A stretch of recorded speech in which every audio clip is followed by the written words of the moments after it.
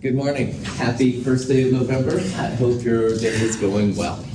Before we start talking about concentration and molarity, I just want to remind you that next week, Monday, when we have lab, the net ionics lab that we did on Monday, that'll be due.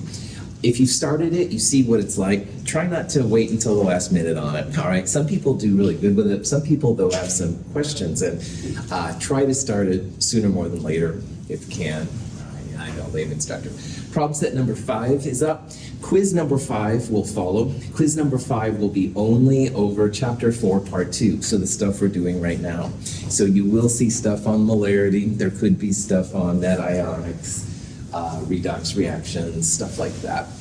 It won't have any of the chapter 5 stuff. And then we'll go next door and do the unknown chloride lab after that. That is another lab that you need some goggles, so make sure you bring them. Should be pretty cool. Any questions? So we're going to talk now about something that's used a lot in chemistry. And on Monday, if you have lab then, a lot of the little solutions had like a number and then a big M next to it. And M is used a lot in chemistry. It's used extensively here at Mount Hood. And the big M stands for molarity. And in chemistry, that's the only thing that big M stands for. So don't use it for anything else. Molarity is oftentimes interchanged with the word concentration. There's several types of concentration, and we'll talk about those in Chem 222, but more often than not, chemists use molarity. So molarity and concentration usually mean the same thing. It's a little bit more detailed than that, but for right now, that's a pretty good way to do it. So molarity always means moles of solute over liters of solution. So if you see a number that's like 3.6 M, that means 3.6 moles of whatever you're looking at per liter of solution. Now, usually the solvent for us will be water, all right? Not all the time, but most of the time. And if you see like 3.6 M HCl, that would be moles of HCl in a liter of solution. And it's used a lot. So our solutions we used on Monday, like the sulfuric acid I know was 3.0 molar H2SO4. Some of them were 0.1 molar, different things. So it tells you how much there is. And as this number gets bigger, you have more and more powerful chemicals, all right? And on the other hand, if they get smaller, then their chemicals aren't quite as powerful. To prepare a solution of known concentration, we must first weigh the solute. We need an accurate volumetric flask designed to hold 250 milliliters. We first add the solute to the empty flask. The flask is filled about halfway with water and mixed to dissolve the solute. We add water in stages. Combining all the solvent with the undissolved solute in one step can lead to inaccurate measurements. We mix again. The solution is prepared. So this is an example of making a solution, all right? In this case, the solid, which is the solute, the exciting part, is nickel 2 chloride hexahydrate. The green color comes from nickel. I love the transition metals. They usually have really neat colors. But anyway, we're taking 5 grams of this nickel 2 chloride hexahydrate, which you can weigh on a scale, and we're placing it in 250 milliliters of solution. Now, in this particular version, this volumetric flask, there was a little line right there. And when the bottom of the meniscus, that little dip in the solution, when it touches that line, then that's like 250 exactly milliliters, all right? But notice that it's not necessarily 250 milliliters of water. Water is the solvent, and solvent plus the nickel chloride, which is the solute, becomes the solution. So you want to make sure the total solution volume is 250 milliliters. But anyway, this is enough then that we can calculate the molarity. We'll calculate the concentration of our nickel 2 chloride hexahydrate. So the first thing we got to do, find the moles. Grams to moles, we've done that so much. So nickel 2 chloride hexahydrate, you do include the 6 waters. It comes out to be 237.7 grams per mole. So grams to moles, 0.0210 moles of nickel 2 chloride hexahydrate have been placed in. And once you have that, we can now calculate the molarity. So molarity will be the moles of solute, which is this number, divided by the liters of solution. Now, how many milliliters are in a liter? 1,000. We're going to use that a lot in this section, so you must know that there's 1,000 milliliters per liter. So divide this number by 1,000, you get 0.250 liters. Moles divided by liters, 0.0841 moles per liter. Sometimes you'll see molarities listed in square brackets like that. That's an alternative way of saying that that's the concentration. All of these ways are totally fine, but you can see grams to moles, moles divided by liters, not milliliters, will give you the molarity. So this solution is 0.0841 moles per liter. So when we used 3 mole per liter sulfuric acid in lab, they had somehow 3 moles up here per 1 liter, and it may or may not have been exact those numbers, but the ratio came out to be 3 moles per liter. Any questions? Now, you can make lots of different solutions, of course. This is an example of a copper 2 chloride solution. Copper 2 chloride, which is a blue solid, becomes a really nice blue liquid. And like we talked about in the earlier parts of the chapter, ionic compounds almost always break up, especially when they're aqueous, they'll break up into cations and anions. So we're going to have copper 2 plus, which here is represented by the little positive charge, and some chlorides coming off. But notice the ratio of the chlorides to the copper. So 1 copper 2 chloride makes 1 copper 2 plus, but 1 copper 2 chloride makes 2 chlorides. And if you wanted a solution where the chloride was important, you've got to take that into consideration. So let's say that David and I make a 0.30 molar copper 2 chloride solution. No problem. Well, the ratio of copper 2 chloride to copper is 1 to 1. So the copper 2 plus would be 0.30 moles per liter. However, the chloride, because of that 2 right there, will be twice as big. You'll have 2 times the copper 2 chloride, or 0.60 moles per liter. So pay attention to the formulas when making these things. If you had a sodium-sensitive diet and you thought you had 0.3 molar sodium, but there were 2 sodiums, then you'd have twice that amount of sodium there. So it can make your calculations a little different. Okay, so here's an example of how this works out. This is a 0.12 molar barium chloride solution. All right, and barium chloride, like most chlorides, bromides, and iodides, is really water soluble. So barium chloride is aqueous in solution. And the question is then, what are the ion concentrations? Well, barium chloride is going to break up into barium 2 plus and chloride minus ions. And you can probably see that barium to barium chloride is going to be 1 to 1. So if we have 0.12 molar barium, we'll have 0.12 molar barium 2 plus ion. But what is the ratio between chloride and barium chloride? 1 to 2, that's right, 1 barium chloride for every 2 chlorides. And what that means then is you need to take the concentration and multiply it by 2, because you have twice as many chlorides as you have barium.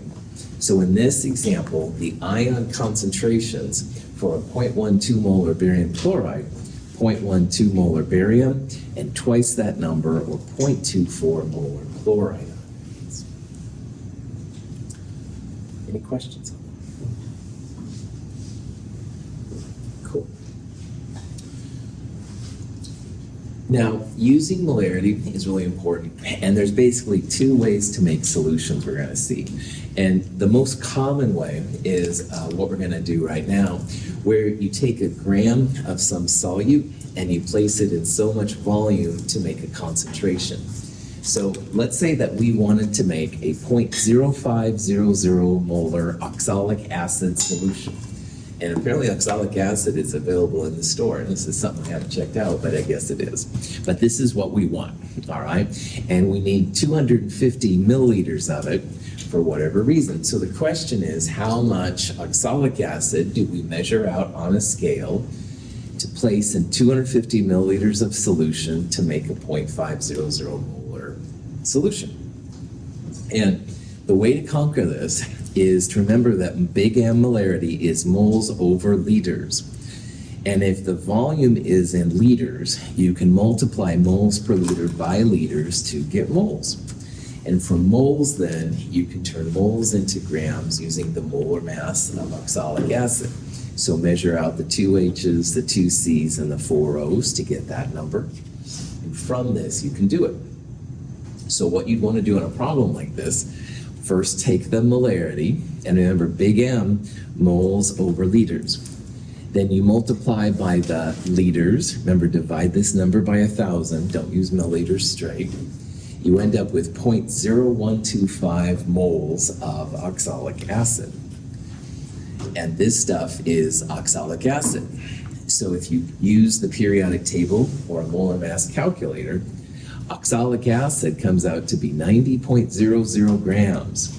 So there's 90.00 grams of oxalic acid in a mole, and we want 0.0125 moles for our solution. 1.13 grams is what we need. So if we wanted to make a 0.0500 molar solution, we would take 1.13 grams of oxalic acid, which you weigh on a mass scale, put it in 250 milliliters of solution, and bam, 0.0500 moles per liter is what you get out. So again, this is taking the mass of something and adding it to so much water to make a solution, all right? And this is probably the most common way. And the key thing to remember here is that big M, moles over liters. So moles over liters times the volume in liters will give you the moles. Moles times molar mass gives you the grams. Questions on them? Amazingly, though, To prepare our solution using the dilution method, we first obtain 2 milliliters of stock solution with a pipette. Filling the pipette with stock solution to the mark on the pipette ensures that we have 2 milliliters of this solution. We add the 2 milliliters of more concentrated solution to the 500 milliliter volumetric flask, touching the side of the flask with the pipette. We add water to the mark on the flask. After mixing thoroughly, we have exactly 500 milliliters of a solution with a concentration of 1.60 times 10 to the minus 4 moles per liter. so in the lab, I would argue that the most common way of making a solution is when you take a measurement, so many grams of a solute, place it in so much liquid, make the solution that way, like we just saw with oxalic acid. But believe it or not, we a lot of times in chemistry will take a concentrated solution and dilute it down. So add water to it so that it becomes less concentrated. And at first this is weird, but most of our acids, the strong acids and the strong bases and several other liquids come in a super concentrated form. So like sulfuric acid that we used on Monday, sulfuric acid usually comes in like an 18 molar solution, super strong. You know, don't put your hand in it, kids, all right? It's really, really intense, man. It's too strong for normal things in almost all labs. So what the people do in the stockroom then is they take out a little bit of it and they put it in a new container and then add water to it. And if you mix it well, it becomes less concentrated and honestly more usable. Now check out the color of these. These solutions had kind of an orange color when it was super concentrated, and you add a lot of water, it becomes certainly less orange, maybe even like a yellow color. And that's something you can observe if there's a solution color. Not all the solutions, of course, have color. But again, this is used a lot. All of our strong bases, strong acids, a lot of chemicals come in these super concentrated versions. They're cheaper to ship, all right? And they come and we can then dilute them down and make them less concentrated. So if you have a problem like this, we have in the stockroom some 3 molar sodium hydroxide. We have 50 milliliters of it left. But we really don't want sodium hydroxide at 3 moles per liter. We want it at 0.50 moles per liter. And the question is, like, what do you do? Well, if you want to make it less concentrated, i.e. 3.0 molar to 0.50 molar would become less concentrated, you can totally add water to it. You want to dilute the solution. You want to take that number from 3.0 molar and bring it down to 0.50 molar. But the question, of course, that comes around is how much water do you add, all right? Because you can totally start adding water, but we want to get down to a specific concentration, all right? And if you have a problem like this, you just have to remember that the moles you start with are going to be equal to the moles that you end with. And in this cheesy little picture right here, the little yellow could be like our sodium hydroxides. And the yellows on the left and the right are equal. But you can see on the right, the yellows have a lot more space around them. So this would be a more dilute version because we added lots of water to it. So if you have a dilution question, all right, just realize the moles that you start with are equal to the moles that you end with. So when chemists think about this, what they do is they take moles times volume in liters. So we started with 3.0 moles per liter, and we had 50 milliliters of it. Now remember, everything's in liters in this section, so 50 divided by 1,000, 0.0500 liters. And that number comes out to be 0.15 moles of sodium hydroxide. And in the final version, in the diluted version, 0.50 moles per liter, that's also what you're going to have, all right? You're not changing the moles here. You're not adding more sodium hydroxide. You're just adding water in order to take that molarity down from 3 to 0.50 moles per liter. So molarity is moles over liters. So if you take the moles that you start with and divide by the concentration, divide by 0.50, because 0.50 is moles over liters. You've got moles on the top, moles on the bottom, same old thing we do in chemistry all the time, cancel it out. You're left with liters. This comes out to be 0.30 liters of solution. And of course, if you multiply that by 1,000, it comes out to be 300 milliliters of solution. So in this example, what you would do, you started with 50 milliliters, and you want the final volume to be 300 milliliters. So if you add 250 milliliters of water, it'll make that solution 300 milliliters. Good to go. Questions? There's a shortcut for this process because it's a little, I showed you all the detailed steps here, but this is used a lot in chemistry, and there's different ways of saying it. MIVI equals MFVF. Sometimes M1V1 equals M2V2. Sometimes you see C1V1 equals C2V2, et cetera, et cetera. But this is a shorthand way to use the equation we just looked at. And M initial is the initial molarity times the initial volume. And that equals the final volume times, or final molarity, excuse me, times the final volume. So in this last example, you could use 3.0 M, because that was their initial concentration, 0.050 liters, because it was 50 milliliters.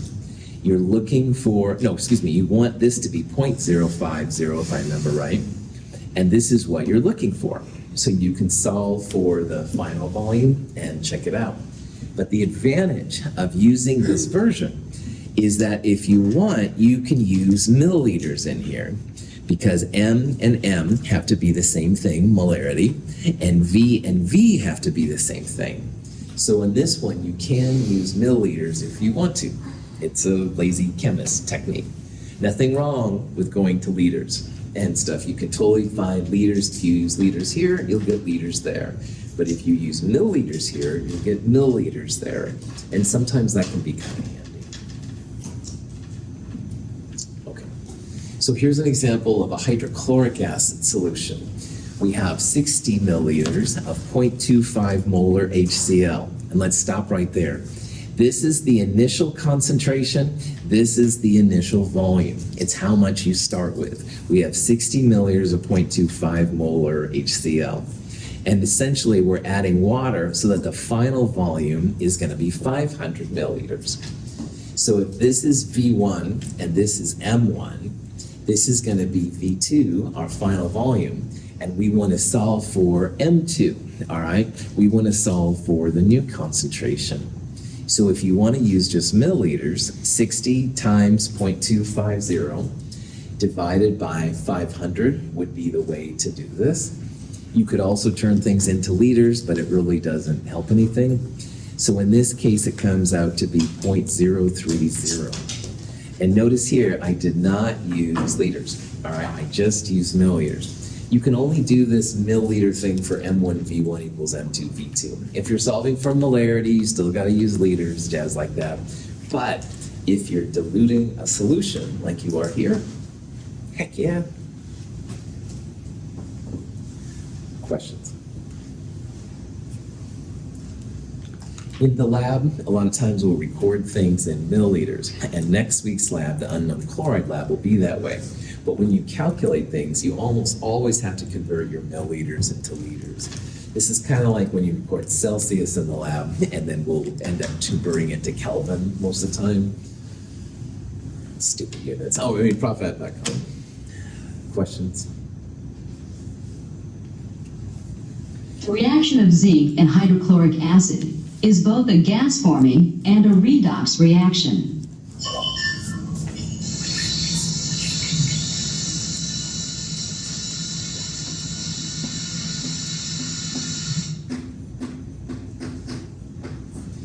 In the last section, we did a lot of the grams, moles, grams thing, where you turn grams of solute into moles of solute or moles of a chemical. We used the balanced reaction to go from moles of what we have started with to moles of what we were looking for. And finally, we went into grams of what we're looking for. So this allowed us to tell grams of product from grams of reactant, stuff like that. Well, there's an extension that's really helpful. It's a grams, moles, grams kind of thing. But when you have molarity, you have a choice now, because you can go from moles into milliliters. So if you use molar mass, which I'll say is mm, you can go from moles to grams. But if you have molarity, you can take the moles and turn it into milliliters. And it's just another little extension that happens. It's not too weird. This is a good example of how to use it. Zinc metal reacts really well with hydrochloric acid to make zinc 2 chloride and a bunch of hydrogen. And that was what the bubbling was there for. You can kind of see it. No smoking in the lab, it's flammable. But anyway, otherwise, this is a question you might run into. Let's say we have 10 grams. We want to use it up, and we've got 2.50 molar HCl running around.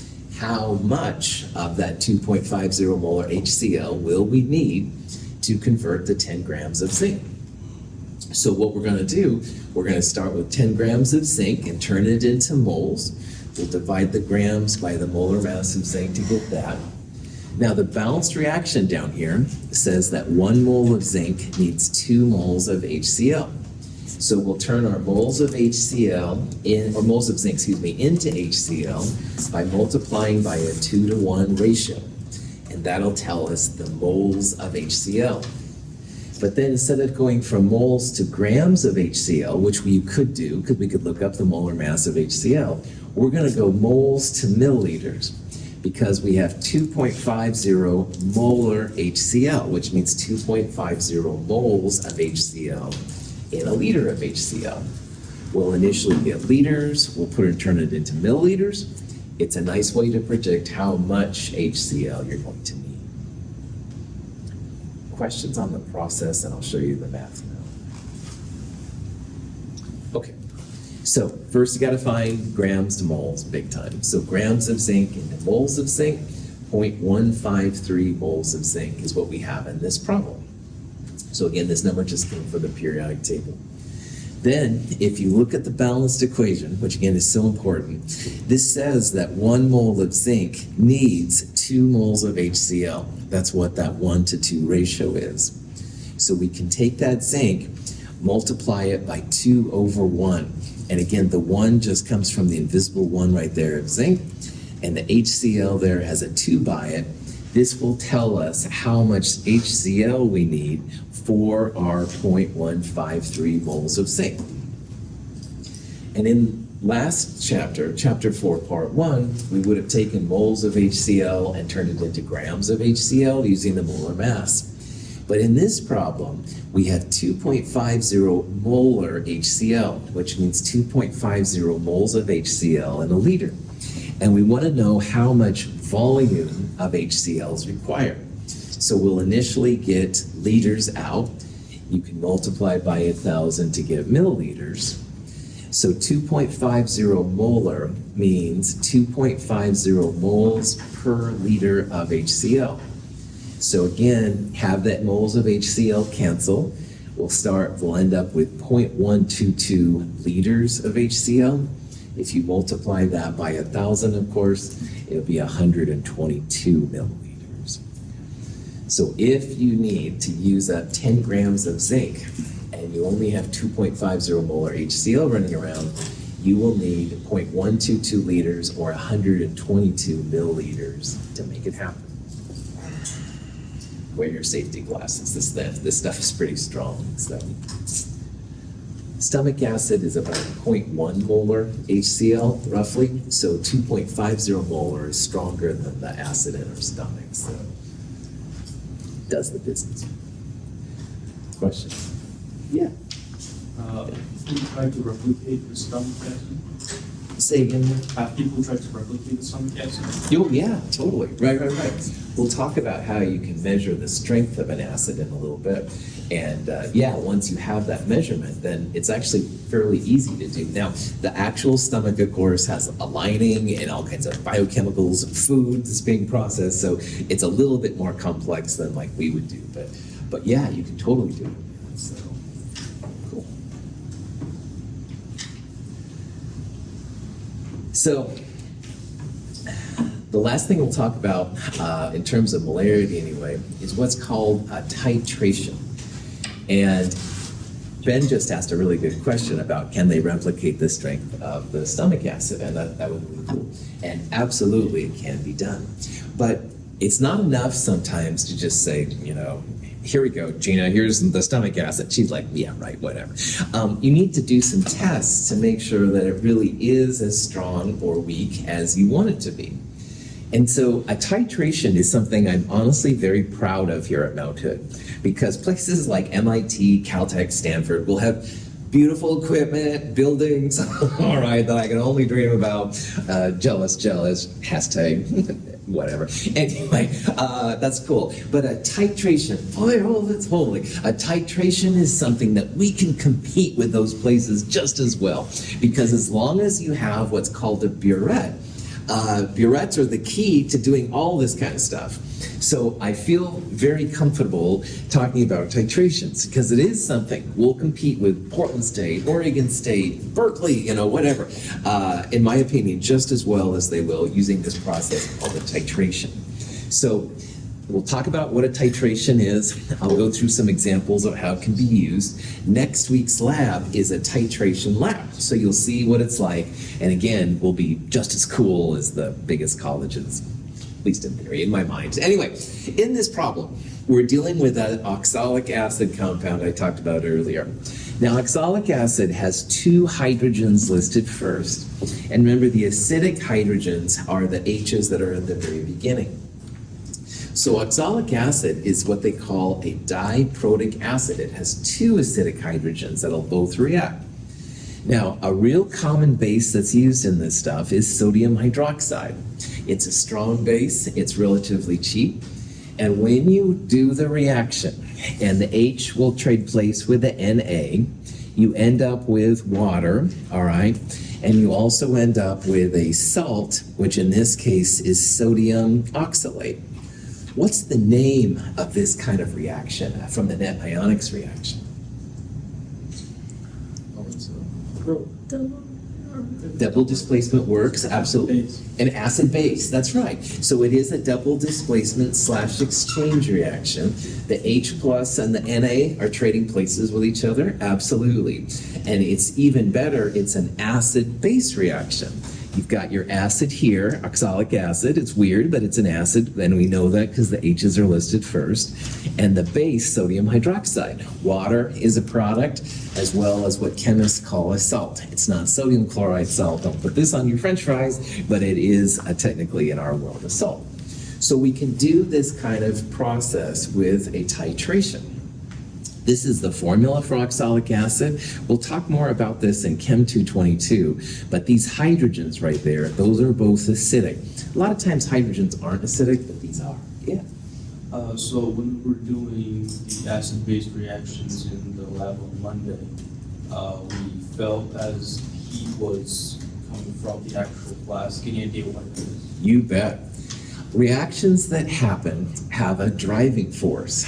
And anytime you make a liquid like water, also solids and gases, that's a reason for those reactions to happen, Ben. And we'll talk about that more in chapter 5, the next chapter, all right? We'll talk about like why some reactions happen and why some don't. But yes, that's cool. I wanted you to feel the heat. If you did feel it, that's really neat. Making water, you usually don't see anything, but you can often feel the energy released. Nice job. Questions? It's like taking a gummy bear, you know, woohoo, gummy bear for a little bit, and at least with me, I crash. But all right, prop that back on. Other questions? This is a titration setup. It's really not that fancy. You've got a ring stand, which we've used before. This is called a burette clip. We've got them in lab. We'll get them out on Monday. And this glass thing right here is called a burette, all right? And a burette is just a way to have really small amounts of liquid added in. And our burettes, like most burettes, can go to 1/100th of a milliliter, which would be 0.01. So you can record 3.00 and 35.15, these kind of volumes. And the burette has a stop cock that you can turn on and off to control the amount of liquid that goes in. An Erlenmeyer flask is perfect for a titration because you can swirl it, all right? If you swirl it, the solution stays in it. Beakers will work, but beakers have wider mouths, so it's common for the solution to go out. So I'll try to make you use Erlenmeyer flasks on Monday. But anyway, there's often a color change that happens. You add a special chemical to make a color change tell you when the reaction is done. And in this example, you went from a clear to like a pink.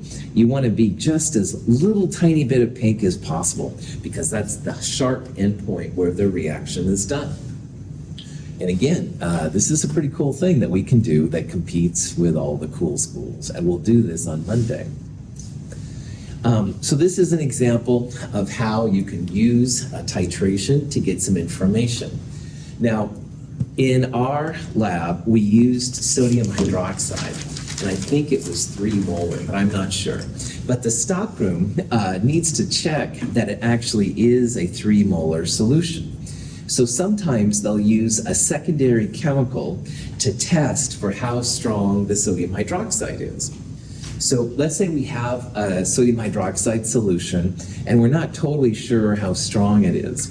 Well, this compound with oxalic acid is actually really good for testing sodium hydroxide. Don't need to know that, but it is kind of neat. So in the stockroom, they measure out 1.065 grams of it. And if they find that it takes 35.62 milliliters of sodium hydroxide to get to that point where the color change happens.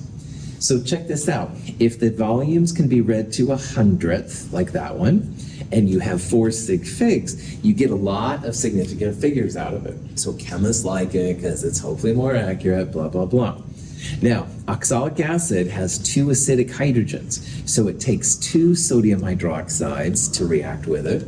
But again, water and this sodium oxalate stuff are made. We can use this information to find the concentration, i.e. the molarity of the sodium hydroxide. And remember, sodium hydroxide's molarity would be moles of NaOH divided by liters of NaOH. This number right here, if you turn it into liters, is the volume part of the moles over liters. So we've got the bottom part. We can just divide this by 1,000 and get it.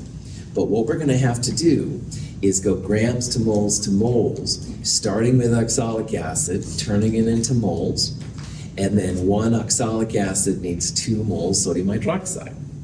So that'll be how we get the moles, divided by 0.03562 liters. Bam! Concentration. I'm getting really excited by it, I guess. Sorry about that. Oh, I mean, that's really important. Prof, back on. Questions besides me talking to myself? Yeah. So titration is the point where the color changes, right? We figure it out by the formula, but how can we tell if we do it physically? Like, for example, we have a solution and we just put a little bit of some random chemical to make sure we figure out if the color changes. If it changes a little bit, if it changes a little bit more, like adds a little more color to it, what's the difference? How do you find Then out? you have to know either what you're adding or what you're starting with concentration, all right? So in this problem, we know the amount of oxalic acid that we're starting with. We can turn that into moles. And we know how much sodium hydroxide it needs, and so that's what we'll do. And you can do the opposite, like you can know how, and we'll show this in a, you can know the concentration of sodium hydroxide, and you can calculate the amount of an unknown acid, but you do have to have one known, that's right. If you have 2 unknowns, then that would be pretty hard to do. Yeah. All right, so grams to moles, 1.065 grams of oxalic acid. Oxalic acid is about 90.04 grams per mole. That comes out to be 0.01183 moles of oxalic acid. That's the amount, again, going back to what Ben said, that's the amount of the oxalic acid that we're starting with. And you have to know this or the other piece. If you didn't know either one, you'd just be mixing chemicals and wear your safety goggles, but it would be very helpful on a quantitative level. So. Now, the balanced reaction, again, so important. 2 moles of NaOH are needed for 1 mole of oxalic acid. So 1 mole of acid for every 2 moles sodium hydroxide, 0.02366 moles sodium hydroxide are needed to react with that much oxalic acid. So this is how we're going to find the moles of the part we don't know. We're starting with what we do know, turning it into moles. We have a balanced reaction, so we can find out how many moles of sodium hydroxide that oxalic acid will need.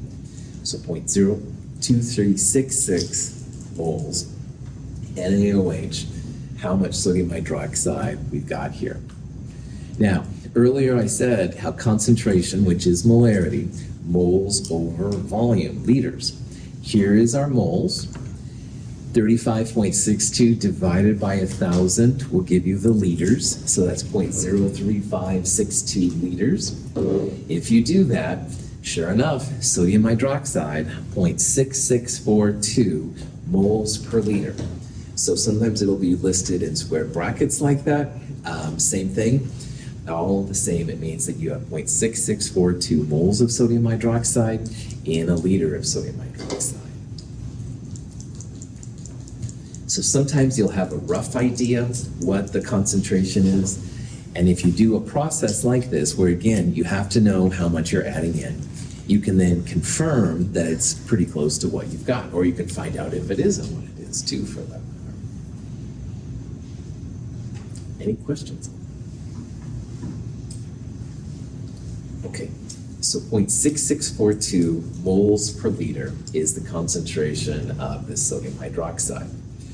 Well, let's say that, I don't know, Tree brings me an apple and goes, oh, you're the good instructor. They used to do this in the old days. Here's an apple. I'm like, oh, thank you. But Yana says, whoa, don't worry. Let me analyze it, make sure it's like good and stuff. And I'm like, okay, fine, I trust Tree, but you never know, right, in this weird day. So anyway, Yana says, I'm going to test it, make sure that it's got a safe level, because apples actually do have a little bit of acid in it. Not a lot, but a little bit. Some of it's kind of funky. This malic acid is an example of something that's actually inside apples, all right? Most of the foods and drinks we consume are a little bit acidic. Not super acidic, but a little bit. Now, this is malic acid, and notice how it takes 2 sodium hydroxides to react. So of the 6 hydrogens there, how many of them are acidic?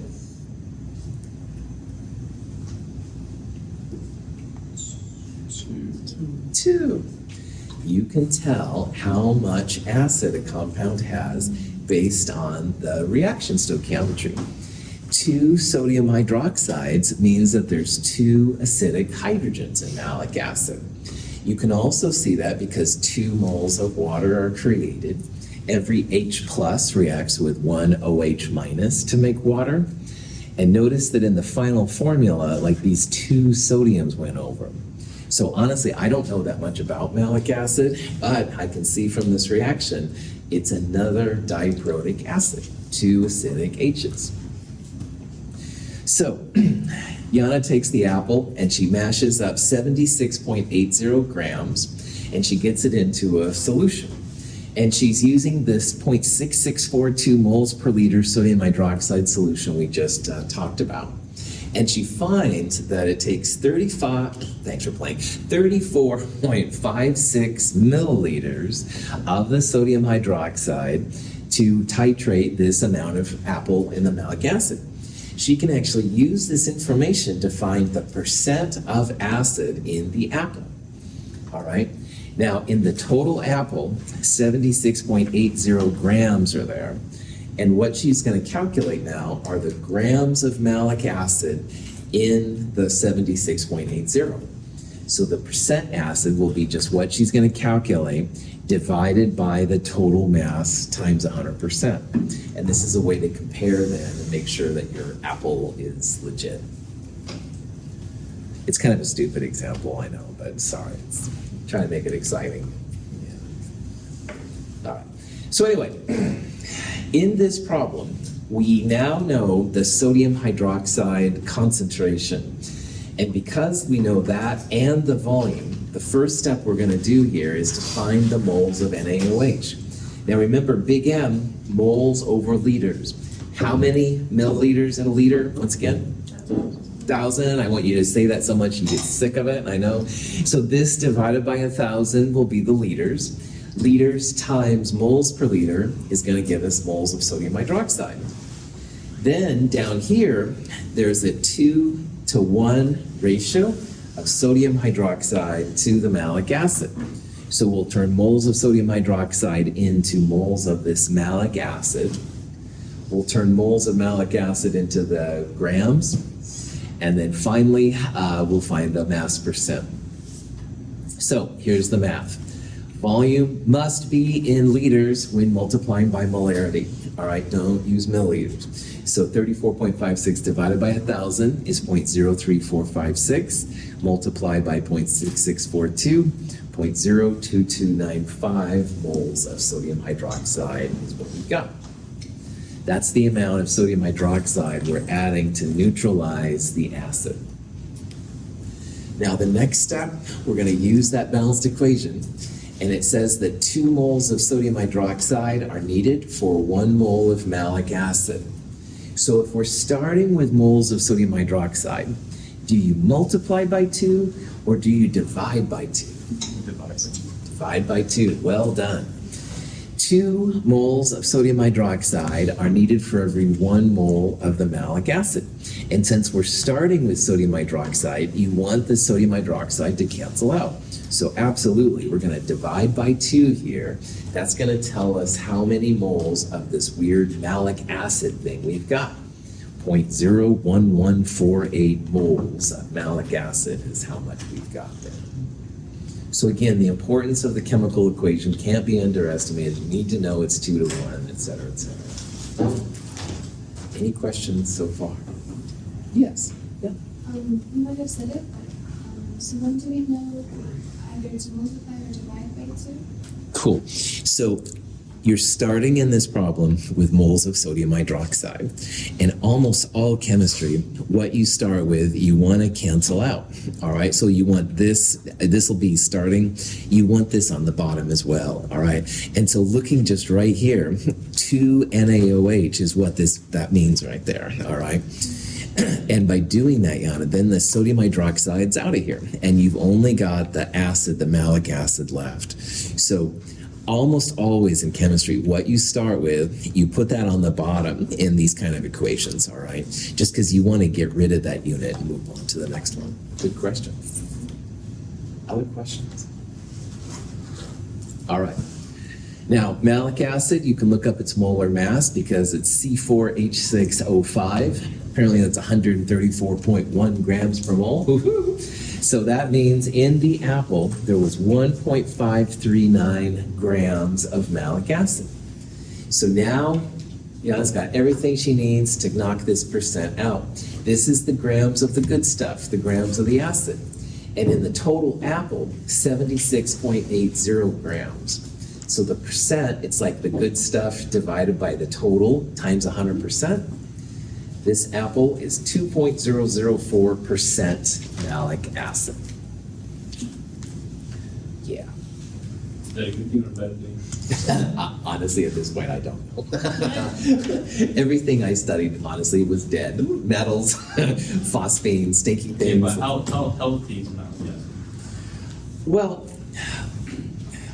water will kill you if you drown in it, right? So all chemicals have a threshold. And honestly, I would assume, because I think this is a normal malic acid in apple value, I would assume that that would be an okay value. But honestly, I don't know. And this is something you should totally look into because, yeah, I honestly don't know that much about apples. Look up LD50. Look up the LD50 of malic acid, that'll type it in. David brings up a good point. Most chemicals have a LD50, which means that if we gave a certain amount to everybody in this class, 50% of us would die. LD50, lethal dose, 50% of the time. And that is a good recommendation for at least to see how it is and stuff like that. LD50's always freaked me out. But again, everything I dealt with was never alive. It was inorganic, so... It's 1,600 milligrams by kilograms. Right on. So this would be this divided by 1,000 milligrams and this divided by 1,000 kilograms. Must be okay. Good. The power of science, man. Or excuse me, this times, no, divided by 1,000 and this times, is that right? No. Yeah, this times 1,000, this divided by 1,000. So it would be, I think the malic acid in apple is okay. Good. But it's honestly, it's cool to check out. This is the power of the internet. Okay, real briefly, I'll start talking about the last topic in this section, which is pH. And pH is a real useful technique that's used to quickly describe how much acid and or base is in a sample. Now, you can talk about acids as like 1.5 times 10 to the minus 2 moles per liter. And that's kind of fun, but there's too many syllables, man. So in chemistry, this pH has developed, and pH is literally just a number. If the pH is equal to 7, or very, very close to 7, it's considered neutral, not acidic or basic. But almost all the time, solutions have a pH that's less than 7, which is acidic, or a pH which is greater than 7, which is basic. And this just shows some examples of common substances. Vinegar, which is basically acetic acid, of course that's acidic. Most sodas and stuff and energy drinks and stuff like Donovan's got, those are almost always a little acidic. Fruits, oranges, apples definitely would have some acid in them, so they'd be acidic. Now blood is more of a range, but it is close to 7. It's almost neutral. It depends on what you're doing, apparently, that makes blood a little bit more acidic, a little bit basic, but it's close to 7. But if you look over here on the basic side, lots and lots of cleaners, all right? In your house, you might use things like Lysol or ammonia or something like that. Those are all gonna be bases. Drano is probably the most powerful base you might have in your house. So pH, literally a number. It's usually 0 to 14, less than 7, acid. Greater than 7 base, and if it's equal to 7, it'll be neutral. Yeah, Ben and Dave. Is blood considered as the neutral unit of all acids? No, Blood's actually a lot more complicated in terms of pH and stuff, and that's definitely something I would look into more, but it's the closest one in this example. David? So someone with like a low pH, someone with a high pH, they're both gonna be like potentially corrosive, right? Yep. So why would you use an acid versus a base as a cleaner? Metals usually react pretty well with acids, the really low pH acids, so they corrode it. On the other hand, a lot of compounds will react with the high bases to make hydroxides, which is another way. So it kind of depends on the nature of the chemicals you're looking at. Yeah. Is 14 the highest you can go on? Good question. No, technically there are acids less than 0 and bases higher than 14. They're called superacids, super bases. And that's a really cool topic. It's more than we will look at here, but keep that in the back of your mind. Okay. Good. David's question was good. Sometimes, like if you're eating a meal, you want salt on something. Other times you want pepper. That would kind of be a way to think about acids versus bases, but they both have their use. It's good. All right, I'm out of time. We'll do more pH on Friday. Have a great day. Thanks for being here.